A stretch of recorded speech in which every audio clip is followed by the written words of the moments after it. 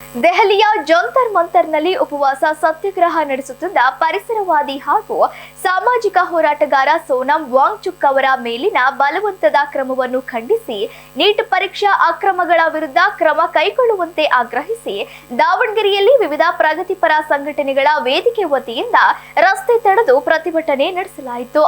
ದಾವಣಗೆರೆ ನಗರದ ಎಸಿ ಕಚೇರಿ ಬಳಿಯ ಪಿಬಿ ರಸ್ತೆ ತಡೆದು ಪ್ರತಿಭಟನೆ ನಡೆಸಿದ ಪ್ರತಿಭಟನಾಕಾರರು ದೆಹಲಿಯ ಜಂತರ್ ಮಂತರ್ನಲ್ಲಿ 21 ದಿನಗಳ ಕಾಲ ಶಾಂತಿಯುತ ಉಪವಾಸ ಸತ್ಯಾಗ್ರಹ ನಡೆಸುತ್ತಿದ್ದ ಸೋನಂ ವಾಂಗ್ಚುಕ್ ಅವರೊಂದಿಗೆ ಸಂವಾದ ನಡೆಸುವ ಬದಲು ಅವರ ಆರೋಗ್ಯ ಹದಗೆಟ್ಟ ಬಳಿಕ ಬಲವಂತವಾಗಿ ಆಸ್ಪತ್ರೆಗೆ ಕರೆದೊಯ್ದಿರುವುದು ಪ್ರಜಾಪ್ರಭುತ್ವದ ಮೌಲ್ಯಗಳಿಗೆ ವಿರುದ್ಧವಾದ ಕ್ರಮ ಎಂದು ಆರೋಪಿಸಿದರು. ಶಾಂತಿಯುತ ಪ್ರತಿಭಟನೆ ನಡೆಸುವ ನಾಗರಿಕರೊಂದಿಗೆ ಸರ್ಕಾರ ಸಂವಾದ ನಡೆಸಬೇಕೇ ಹೊರತು ಬಲ ಪ್ರಯೋಗದ ಮೂಲಕ ಹತ್ತಿಕ್ಕುವ ಪ್ರಯತ್ನ ಮಾಡಬಾರದು ಎಂದು ಒತ್ತಾಯಿಸಿದರು. ಇದೇ ವೇಳೆ ನೀಟ್ ಪರೀಕ್ಷಾ ಅಕ್ರಮಗಳ ಬಗ್ಗೆ ತೀವ್ರ ಆಕ್ರೋಶ ವ್ಯಕ್ತಪಡಿಸಿದ ಪ್ರತಿಭಟನಾಕಾರರು ಲಕ್ಷಾಂತರ ವಿದ್ಯಾರ್ಥಿಗಳ ಭವಿಷ್ಯದೊಂದಿಗೆ ಆಟವಾಡಿರುವ ಈ ಅಕ್ರಮಗಳಿಗೆ ನೈತಿಕ ಹೊಣೆ ಹೊತ್ತು ಕೇಂದ್ರ ಶಿಕ್ಷಣ ಸಚಿವ ಧರ್ಮೇಂದ್ರ ಪ್ರಧಾನರನ್ನು ವಜಾಗೊಳಿಸಬೇಕು. ಸಾರ್ವಜನಿಕ ವಿಶ್ವಾಸ ಕಳೆದುಕೊಂಡಿರುವ ರಾಷ್ಟ್ರೀಯ ಪರೀಕ್ಷಾ ಸಂಸ್ಥೆಯನ್ನು ರದ್ದುಗೊಳಿಸಿ ಪಾರದರ್ಶಕ ಹಾಗೂ ಹೊಸ ಪರೀಕ್ಷಾ ವ್ಯವಸ್ಥೆಯನ್ನು ಜಾರಿಗೆ ತರಬೇಕು ಎಂದು ಆಗ್ರಹಿಸಿದರು. ಅಲ್ಲದೆ ನೀಟ್ ಪರೀಕ್ಷಾ ಅಕ್ರಮಗಳಿಂದ ಮಾನಸಿಕ ಆಘಾತಗೊಳಗಾಗಿ ಪ್ರಾಣ ಕಳೆದುಕೊಂಡ ವಿದ್ಯಾರ್ಥಿಗಳ ಕುಟುಂಬಗಳಿಗೆ ಸೂಕ್ತ ಪರಿಹಾರ ಹಾಗೂ ನ್ಯಾಯ ಒದಗಿಸಬೇಕು ಎಂದು ಮನವಿ ಮಾಡಿದರು.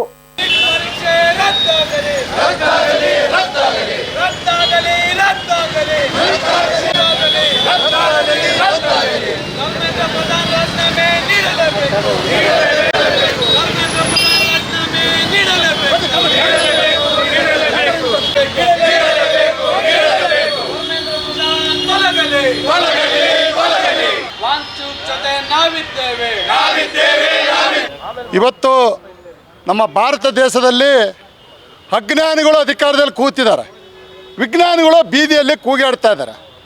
ಈ ಅಜ್ಞಾನಿಗಳು ಅಧಿಕಾರದಲ್ಲಿ ಇಸ್ರೋ ಎನ್ನುವ ಸಂಸ್ಥೆಯಲ್ಲಿ ಇವತ್ತು 106 ಜನ ವಿಜ್ಞಾನಿಗಳು ರಾಜೀನಾಮೆ ನೀಡಿದರೆ, ಖಾಸಗಿಯವರು ರಾಕೆಟನ್ನು ಉಡಾವಣೆ ಮಾಡಿದ್ರೆ ಅದನ್ನು ಸೆಲೆಬ್ರೇಷನ್ ಮಾಡ್ತಾರೆ ಈ ದೇಶದ ಅಜ್ಞಾನಿ ಪ್ರಧಾನಿ.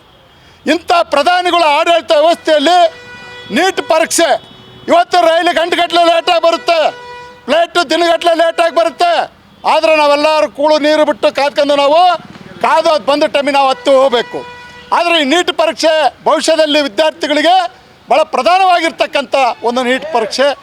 ಆ ಪರೀಕ್ಷೆಯನ್ನು ಬರಲಿಕ್ಕೆ 2 ನಿಮಿಷ 1 ನಿಮಿಷ ಲೇಟಾಗಿ ಬಂದಂಥ ವಿದ್ಯಾರ್ಥಿನ ಪೋಷಕರನ್ನ ಚೆಂಡು ಹಿಡಿದು ಪೊಲೀಸರ ಮುಖಾಂತರ ಹೊರದಬ್ಬಿಸುವಂಥ ಈನ ಕೃತ್ಯ, ಈನ ದುರಾಡಳಿತ ಈ ಕೇಂದ್ರ ಸರ್ಕಾರದ ಮೋದಿಜಿಯವರ ಸರ್ಕಾರ ನಡೆಸ್ಕೊತ ಬರ್ತಾ ಇದೆ.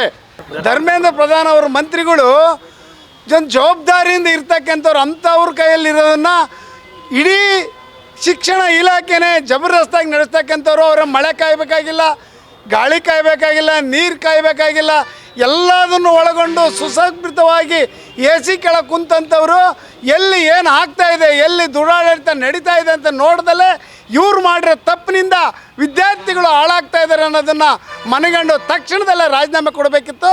ಅವರು ಕೊಟ್ಟಿಲ್ಲ. ಆದ ಕಾರಣ ವಿಜ್ಞಾನಿಗಳು ಸತ್ಯಾಗ್ರಹ ಮಾಡಿದರೂ ಕೂಡ ಮಾತಾಡಲಿಕ್ಕೂ ಕೇಂದ್ರ ಸರ್ಕಾರ ಚಿಂತೆ ನಡೆಸಿಲ್ಲ ಅಂತಕ್ಕಂಥದ್ದನ್ನು ನಾವು ಅದನ್ನು ಖಂಡಿಸ್ತಾ ಇವತ್ತು ವಿದ್ಯಾರ್ಥಿಗಳಿಗೆ ನ್ಯಾಯ ಸಿಗಬೇಕು, ವಿಜ್ಞಾನಿಗಳಿಗೂ ಕೂಡ ನ್ಯಾಯ ಸಿಗಬೇಕು. ಎಲ್ಲ ಹೋರಾಟವನ್ನು ನಾವು ಕೈ ಎತ್ಕೊಂಡು ಅವರು ಏನೇ ಅನ್ಯಾಯ ಮಾಡಿದರೂ ಕೂಡ ಆ ನ್ಯಾಯ ಸಿಗೋವರೆಗೂ ಹೋರಾಟ ಮಾಡಲಿಕ್ಕೆ ಜಂತರ್ ಮಂತರಲ್ಲಿ ನಡೀತಕ್ಕಂಥ ಹೋರಾಟಕ್ಕೆ ನಮ್ಮದು ಬೆಂಬಲ ಇದೆ ಅಂತಕ್ಕಂಥ ಮಾತನ್ನು ಹೇಳ್ತಾ ಇದ್ದೀವಿ.